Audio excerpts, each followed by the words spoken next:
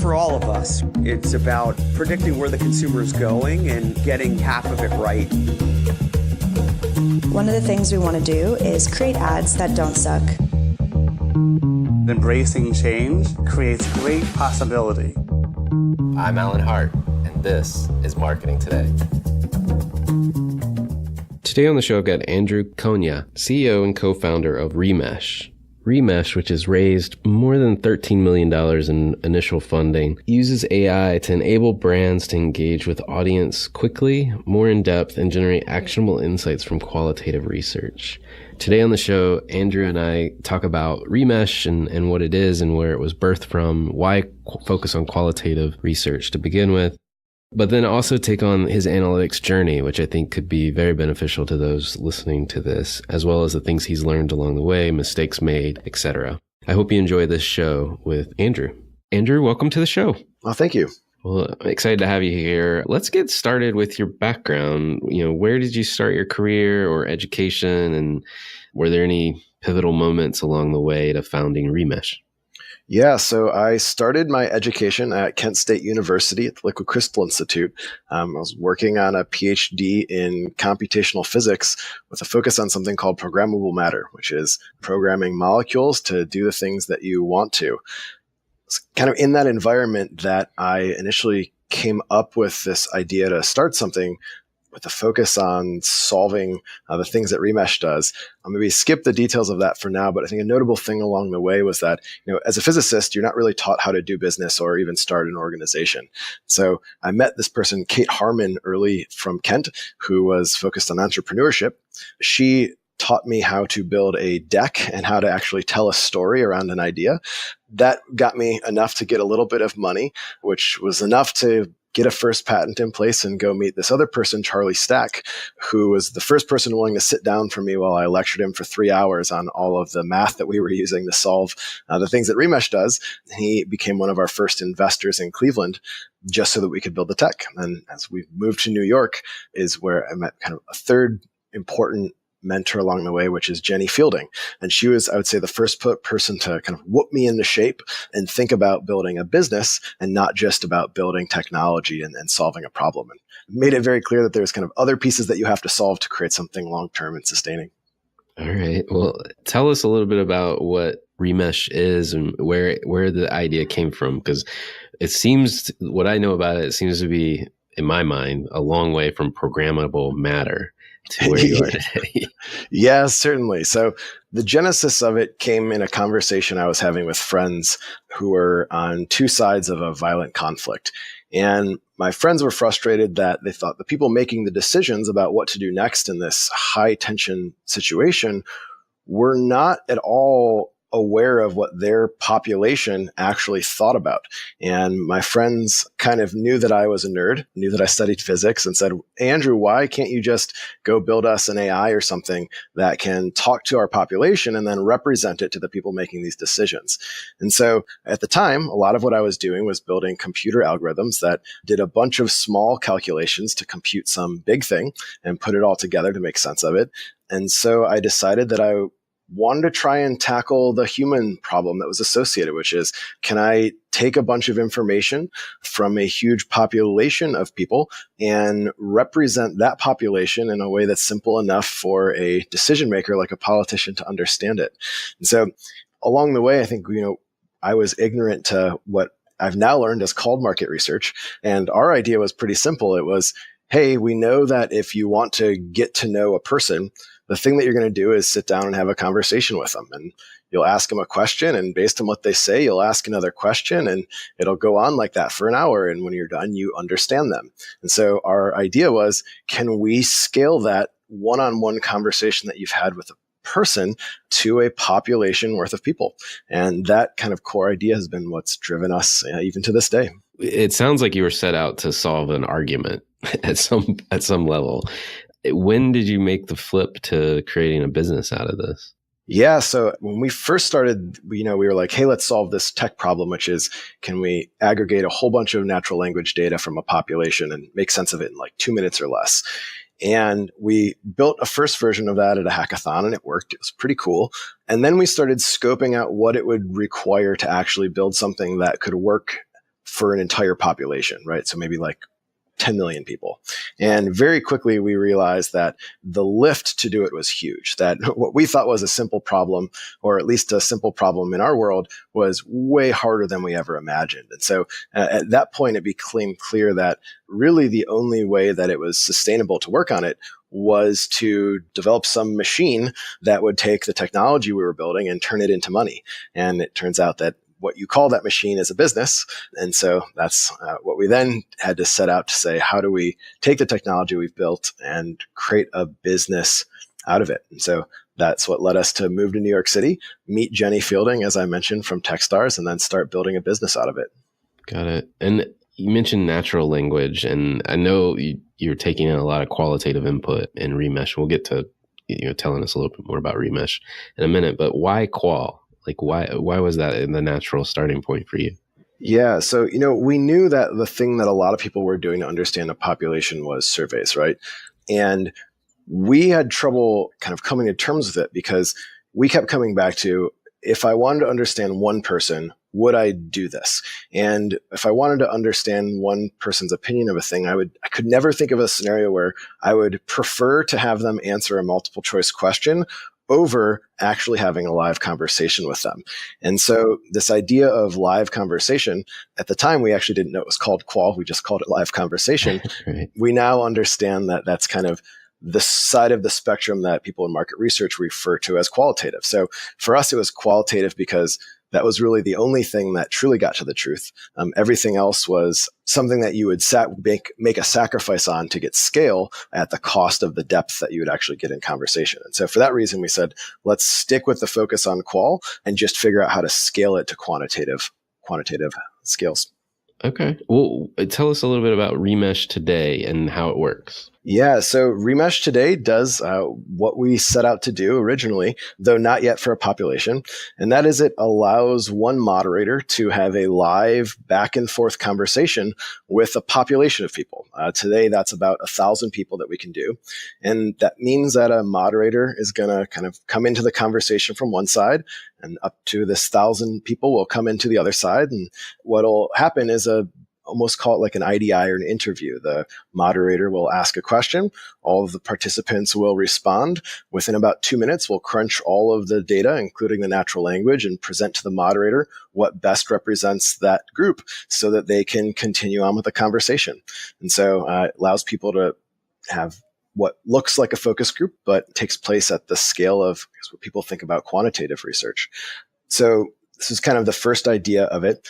The thing that we've kind of learned a bit along the way is that what we want to do is understand a population. And in the world of qual, it's hard to say specifically what that means. And so a lot of what we've been doing recently is to ask ourselves, what does it mean to understand this population? And the way that we've done it so far is to frame the problem by going, this model that we train that's going on in that 2 minutes, how well would that model predict what a new person who just jumped into the conversation would have said? And so this lets us test our models and make them get better and better and better. And it's the model that does best at that is at any one given time, the model that sits in our product to say what best represents a group. Got it. Okay. I mean, it sounds like a lot is going on in the 2 minutes that they're responding to things, but also the hour-long conversation that the moderator's having with 1,000 people. Can you give us maybe more of a real-life example of how it works? Yeah, certainly. So probably one good example is something we did with the city of Cornwall. I should say Deloitte helped out on this one. Basically, what was going on there is that there was they would call it an epidemic of loneliness. So kind of for a combination of reasons, the population was feeling quite lonely, and they were starting to notice this at scale, meaning everywhere in the population. And what they wanted to do was to understand what was really causing that. Like, why did people feel that way? And was there anything that they could do about it? And so what they did was they held one of these live remeshes. They had a moderator on one side, and I think about 300 to 400 citizens of this county and on the other side. And when they started the conversation, they basically just did a little bit of warm up like you would, got to know them as people and talked about what they cared about. And then as it progressed, they dug in to ask questions that really got to the deep personal issues that they were dealing with. And through that, they surfaced really what was causing the loneliness. And they even kind of went on to then talk about what people think that they could actually do as a city to address it. And the whole thing took place in about a 1-hour conversation and led to changes that I think have impacts on a lot of individual lives, which we thought was super cool. Yeah. So in essence, just to rephrase kind of what you said, as people are coming in and they're responding to these questions about loneliness and what's causing the loneliness, you're getting almost real-time information on, X% of the population that is in this group is attributing their loneliness to X or Y. Is that kind of how it works? And then you're able to probe from there? Yeah. So you can think of the moderator asks a question like, what makes you feel lonely? And now all 400 of those people at the exact same time are typing in what they think. We follow up with a small voting exercise. So think like conjoin or an A-B style thing that happens for maybe 30 seconds. And during that about 2-minute period, we are crunching the language with one set of algorithms. We're crunching the voting data with another. And then we blend those together to show what verbatim responses from those 400 people best represent the group overall. So the entire population. And then we break those into the segments. So, the segments of the population that are really responding and thinking differently, and then say, here's the demographics of that population. And that whole thing from when the moderator asks the question to when we've presented those results I just mentioned, that whole process takes about 2 minutes. And so the idea is that the moderator reads through it. They kind of use their moderator brain, which I've learned is a really cool thing, to decide what is important to talk about or ask next. And then they ask the next question and it proceeds like that. Okay. So now I understand the physics and the mathematics play a huge role in this because it's all math to crunch all of that information, I imagine. Yeah, certainly. So it's a reasonably hard problem just to crunch that type of data overall. Doing it in real time turns a pretty hard problem into a really hard one. And a lot of my background was in in supercomputing, which became helpful in the early days of figuring out how to break this problem down. Got it. Okay. Well, so that's one that we're taking on loneliness, which is a very valid concern and very noble undertaking to try to solve that. What would a commercial example, maybe in advertising or marketing, look like? Yeah. So in marketing or advertising, I think people use us in a lot of the same places that they would if they were to use a traditional focus group or maybe something like an ad test. Generally, it happens in one of maybe 4 spots, right? One spot is where they want to understand what their population of people that they're going to market to, what they're generally thinking about right now. So they want to know what is on their mind, what are the conversations that they're likely to be having. And so in this case, they'll hold a remesh, they'll moderate and have this general kind of exploratory conversation about the things that matter to them, the things they're concerned about, the things they're excited about at this kind of point in time. The next day, they'll turn around and use that to maybe create the initial ideas for a campaign. So maybe they'll learn people really care a lot about sustainability right now. And to them, sustainability means that products are sourced from local sources. And they'll go, hey, our product is sourced from local sources. So let's kind of think about creating a campaign that talks about that. Then, they'll come up with the ideas of what that campaign might look like and go, well, how do we know which one of these is going to be the best? And they'll have another session. They'll have another live conversation. They'll usually kind of present those ideas of what the campaign might look like and just have a conversation with the group about how they're reacting to it and how it makes them think and feel. Usually from there, they'll kind of select one of them, but usually with a bit of information about why that one worked and how that one could be better.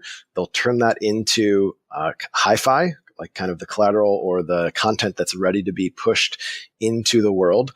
And once they have it ready, then kind of increasingly now, but initial kind of every now and then they'll actually test it, have a conversation one more time to basically make sure that they haven't done anything extremely offensive. That one is usually not necessary if you've had conversations with your audience along the way, but in some cases, people will just use us to make sure they haven't done something offensive. Got it. Well, so it's fascinating to hear what you've done with Remesh. Analytics and data science is a more important aspect of marketing today. And I think most of the listeners on the phone are dabbling in it, trying to figure out how to make the best use of it for various types of problems. And I applaud you on your efforts with Remesh. It sounds really interesting. As you think about, what other people might learn from your own analytics journey, and venturing maybe unintendedly into the marketing space, what have you learned along your analytics journey? Yeah, so I'll try and give maybe a few anecdotes here. So my journey is, I guess, in some degrees, it's a little bit limited, right? I spent most of my time as a physicist. In that world, you learn how to get the right data and solve really hard problems. You think a lot less about how to present those results to people that are going to make decisions with them. I've had two experiences, though, that have taught me kind of the brutal truths of the other side of the equation. One of those was kind of rebuilding how the United Nations architects, stores, and retrieves their knowledge. And one of the things that I learned very quickly in there is that the hardest problem was not actually crunching the data or thinking about the model. The most important or hardest problem to solve was actually building empathy for the person who is going to consume the data, the person who is going to make a decision based on it, in enough that I could understand exactly what needed to be put in front of them so that they understood the truth and could make the right decision. And I think a lot of what I've learned is that the people who tend to be really good at analytics or really good at crunching numbers often miss that last step of realizing that the data that you crunch or the analysis that you do is only as good as the truth that it creates in the mind of the person making the decision. And that tends to mean that understanding how that person's going to make a decision and understanding what that person's aptitude is for kind of comprehending how data is presented to them almost needs to be the starting point from which you work backwards to figure out how you can turn a whole bunch of complex data into something that tells a succinct story that can inform a decision. So I think that's one super important thing that we learned. Even in building out our own product, there is a long list of graveyarded analytics features that we would think of some really cool analysis we could do on the data, and we would prototype it up and we would put it in front of a customer who are largely qualitative researchers, and they would go, what does this even mean, right? And we would go, well, damn, we thought we had something really cool, but if it doesn't produce an understanding in your brain, then it's really not something that's worthwhile for us to push out. And so I think that's been a learning that this kind of came the hard way, which is the importance of being able to present the truth in a way that reconstructs that same truth in the mind of the person consuming it as being the cornerstone of a good analytics workflow. Right. And so I understand that you're trying to make the presentation of the information more digestible and easier to understand and create their own, truth, so to speak, in their heads. Do you find yourself having to make trade-offs on the analytical processes you would normally use, meaning like simplifying the analytics in that effort, or has that not been an issue at this point? Meaning you can use the most advanced things you can think of, but just really just cracking the nut of how to present the output better. Yeah, so I think right now, at least the biggest trade-offs are, you're usually trading off one kind of truth for another. So I'll give an example of that that's kind of close to our hearts. So of the data that we collect, it really allows us to paint, maybe there's two different types of pictures of the world. One of those is we can tell you, here is the verbatim and all the nuance of a natural language response that someone actually wrote that really represents this population. And what comes with that is this deep human connectedness of being able to understand this is what a human typed and it really represents everyone. But that doesn't actually represent everyone. There's some group of people that are totally not captured and would totally disagree with it. And they're part of that population. And so if you present only those kind of verbatims representing the population, you have lost something, right? You've lost some key truths that are there. On the flip side, if you imagine instead what we were to do is to extract the topics from it, well, now we could say this is the percentage of people who support any one of these topics. And any one verbatim is nuanced, but topics, there's plenty of occurrences of those throughout a set of responses. And so in this case, you haven't actually lost anyone. Every person is represented. There is a topic that they support. But you've lost the resolution of the actual kind of nuance of a specific verbatim. And so those types of trade-offs between like, what are you willing to give are things that we encounter a lot. Generally, when we can, we try to just do both and let our users click a button to switch between the two. But a lot of times you have to kind of pick one, and knowing which is going to be most useful is only something that the person using it can really make an informed decision on. That's really interesting. Well, what other learnings have you had along the way? Yeah, so I think one of the ones that, coming from physics, and especially my side of it, which was theory, I always thought of the math and the algorithm as like the most important part of what happens. Right. And when I kind of entered the real world, if you can call it that, one of the things I learned is that having the good data is often the hardest problem, meaning high quality data was really rare. And if you didn't have high quality data, then it really didn't matter what kind of algorithm you had. And so that became something that I'd never really had to think too much about before, because I was collaborating with experimenters in physics who are really good about creating really high quality data. So you just didn't think about it. But in the real world, the absence of it meant that the smartest model you could create actually wasn't useful at all. That's hilarious. There was this saying, dating myself a little bit, but in the business world, probably late 90s, early 2000s, when CRM systems were becoming big, right? And you had these huge multi-million-dollar installations before Salesforce.com. And it used to be a saying of shit in, shit out, meaning whatever went in was what was going to come out on the back end. So tell us a little bit more about what you mean by good data quality. Yeah, so I think data quality I've learned along many axes in the business world. Try and break those down a little bit. So the first one I would say is the data that you have a accurate sampling of the world you care about? In market research, this is kind of an easy thing to think about. We say, did we actually sample the population correctly? But turns out there's anywhere you're using data, there really is a sampling question of, does the sample of data we collected have some weird bias in it that's a byproduct of how we collected it? So that's kind of like piece number one is like, did we actually sample the data in a way that doesn't add a kind of really bad bias? The second bit, which turns out to be in the real world super important, is how much of the data is partial or missing. So oftentimes, to use your Salesforce example, you'll have a piece of data on a lead, but you won't actually log part of something that happened in that transaction. And so you'll have kind of a partial piece of data.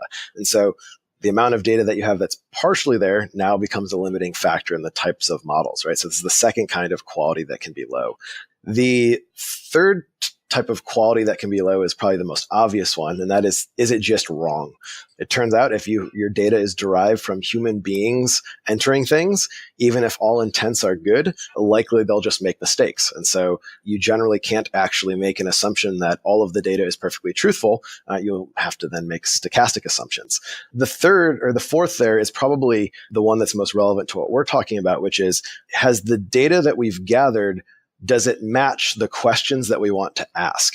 And that might not sound like something which is a quality metric, but if you think about the quality of data as being how well that data serves to answer the question you want to ask, then alignment between those two things actually is super important. So I'll give you a quick example of how I learned that problem the hard way. So we're maybe about 3.5 years of having a business, meaning that we've sold anything. And so that was like a new thing that I had to learn, is how to manage a business that sells stuff.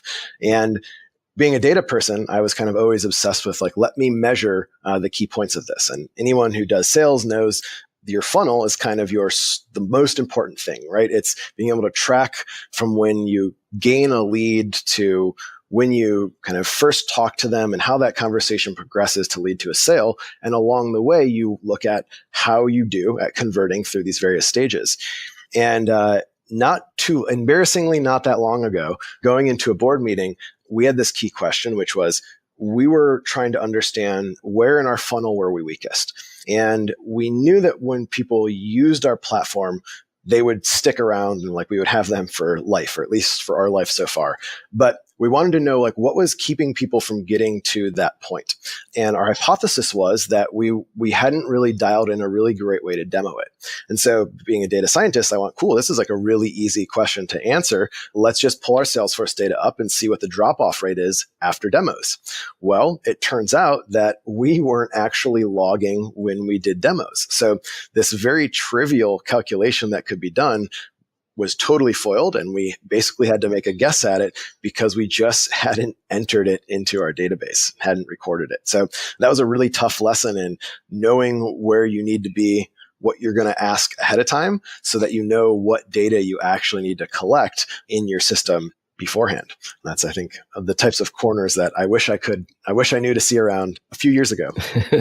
No, that's great. I love the example too. We all have data that we wish we had collected, and it's only until we need that data that we realize the bonehead moment where we forgot to do it. Yep. So that's awesome. Well, I mean, I'm fascinated by what you're doing and the math that's behind it in particular, and I have a infatuation, if you will, with natural language processing and being able to extract more meaning from humans in that regard. Maybe it's the psychology background I have. And there's a guy that's coming up on the podcast probably a few weeks after this one releases, Michael Platt, who's a neuroscientist at Wharton, and talks about I can't remember the exact term that he uses.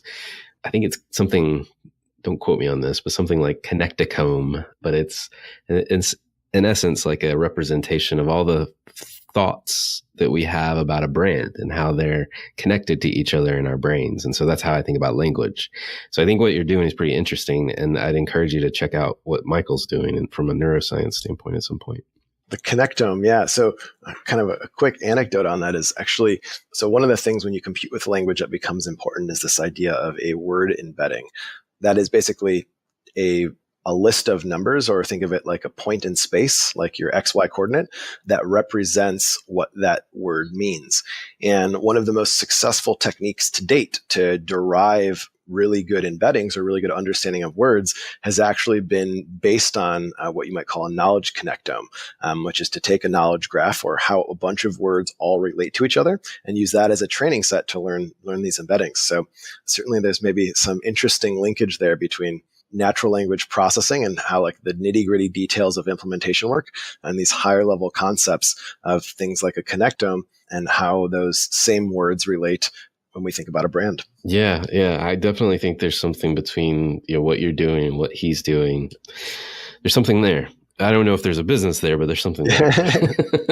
Something worth thinking about. Yeah, definitely. Well, I want to transition a bit because I love getting to know the people behind these topics we cover. And I'd love to know if there's an experience of your past that defines and makes up who you are today. Yeah, so it's tough to single out one. So I'm going to give you kind of two constellation of experiences that I think have driven a lot of it. So one of them, which I've talked plenty on, is doing physics.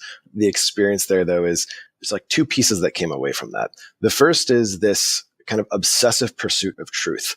In physics, really the only thing that matters is that you learn something that brings you and kind of the scientific community and humanity at large closer to the truth about how the universe works.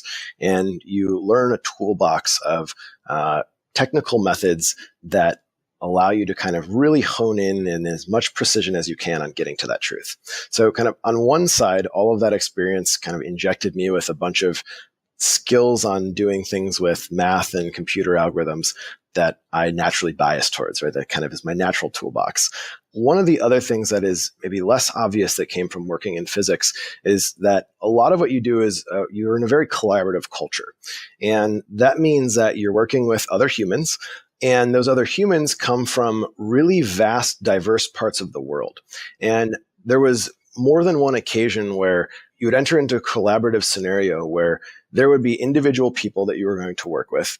And one or two of them might actually be from two different nations that you would immediately react to as going, these two people from these nations must hate each other. Everything that we've ever heard about them, or every anecdote that's been in the news, or even in movies and how they're portrayed, these two types of people hate each other. And you put them in a room and you start working on physics. And what happens is they're just humans who have conversations with each other, and they get to know each other through those conversations.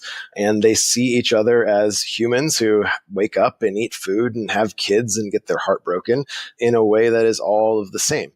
And I think seeing that degree of disconnect between perception of people at the population level and how we think about them, down to the degree of humanity that exists when you actually just put two people together and have a conversation, left this lasting impact on me that led me to believe, maybe right or wrong, that you can just get people to talk. You'll actually make a whole lot of progress in understanding people for who they are. And so obviously that idea of seeing the value that comes from conversation paired with this kind of nerdy toolbox that I developed, I think is probably the two central things that combine together to drive probably the last 5 to 10 years of my life. It's a really wise observation. And you're a young guy. I can say that because I'm old now. It's a really wise observation. You're well ahead of where I was at your age, I'm sure. Well, what fuels you? What keeps you going? Yeah, so I think more and more, initially when I was younger, I guess I'll say younger, in my really early 20s, it was the hardest problems. I wanted to solve whatever the hardest problems was. Very quickly, the hardest problem I've learned that has emerged is finding truth. And not actually in the physics sense, because we're pretty good at that these days, but actually in the qualitative sense, or in the sense of the truth that we all make decisions based on every day. So that is the types of truths that lead you to decide who you date, or what political party you support, or what product you build, or whether or not you support a war or oppose a war. What drives me right now is kind of this relentless pursuit of those truths. And on a personal level, it means that I put a lot of effort into trying to find where the sources of truth are that I can trust, and that I kind of value my friends and friendships and relationships in proportional to how much those people inject truth into my life. And on kind of the professional level, it means that as a company, it has become my obsession, and now our company's obsession, to evaluate everything we do by this kind of one simple question, which is, does building this bring our customers closer to the truth? And that's kind of become the rubric by which we decide all of the things that we do, because it's kind of the number one thing that drives me. And I guess naturally that makes it become a driver of the company. That's great. That's great. Well, if you were to start over again, would there be any advice you'd give your younger self? It's a good question. I think probably I'd have like some really simple advice that I would give my younger self, which is exercise and eat healthy way earlier. That's a habit I started later in life, and really wish I would have started it about a decade sooner. Probably the second one is to pay more attention to relationships and the human elements of things. In my younger years, again, relatively speaking, my focus was largely on things that could be quantified and things that could be computed. And I would think of even artificial intelligence, which has been kind of the last 5 years of my life, as the ends. What is the most wise AI that we can build is what matters most. And I wish I could have told my younger self that starting from the very beginning, literally only one thing matters, and that is how close you bring people to the truth. And I wish I would have known that a decade ago. Yeah. Got it. Well, one question I like to ask folks are if there's any brands or companies or even causes that you follow or you think others should take notice of. Yeah. So a few that come to mind, and the broad theme here is causes and companies and organizations that have this mission of bringing people closer to the truth. A few worth mentioning are, one is something called the Center for Social Media Responsibility. It's at the University of Michigan, and it's basically a bunch of scientists and researchers who are working to figure out how do we make sense of this thing called social media that has the potential to put disinformation all over the place, and make sense of it to the point we can take actions that bias it towards truth. Obviously, I think that's a super important thing. Yeah. Increasingly important with every day that passes, it seems. Right. A related project is something that's just getting off the ground called the Thoughtful Technology Project. It is based out of Silicon Valley. Their focus is basically to act as a consultant that any place where organizations are making decisions or have the potential to inject disinformation accidentally, that they can help build systems that mean that kind of the truth has an easier way of getting through than anything that is disinformation. And probably the last one worth mentioning is just a double click on a thing we're all aware exists, and that's factcheck.org. In a world where kind of everyone can play fast and loose with the truth, and most of the channels through which we consume our information don't really have any bias towards truth, I think people like factcheck.org, who just put in a bunch of hours to try and suss out what is true and what is false, whether they do it perfectly or not, maybe is something they're working on, but kind of that as a mission to me is perhaps one of the most important ones of this decade. I like it. Those are great suggestions, and I'll try to link to those in the show notes as well. Last question for you. What do you feel like the future of marketing is going to look like? Yeah, so I'll give my optimistic answer, which is I think the future of marketing is going to evolve to look a lot like just telling the truth to consumers. So we'll see if that's the case, but I've certainly my gut and my observations are that if you want to build a short-term relationship, you oversell things and you make things look better than they are and you manipulate something into place. But if you want to build a long-lasting relationship, that's done by telling people the truth and being honest. And so I think that as companies value long-term relationships with their customers over short-term, they themselves will start finding a high amount of value in just being honest and telling them the truth. I think you're onto something. And I only laugh because there is so much non-truth out there. Well, I don't want to call everything a lie, but it's a non-truth sometimes. Yep. So thank you so much for coming on the show. It's been fascinating. Yeah, my pleasure. Hi, it's Alan again. Marketing Today was created and produced by me, with writing and editing by Kevin Greeley, social media support by Megan Woods, art and graphic design by Sarah Dell. If you're new to Marketing Today, please feel free to write us a review on iTunes or your favorite listening platform. Don't forget to subscribe and tell your friends and colleagues about the show. I love to hear from listeners, and you can contact me at marketingtodaypodcast.com. There you'll also find complete show notes with links to anything we talk about on any episode. You can also search our archives. I'm Alan Hart, and this is Marketing Today.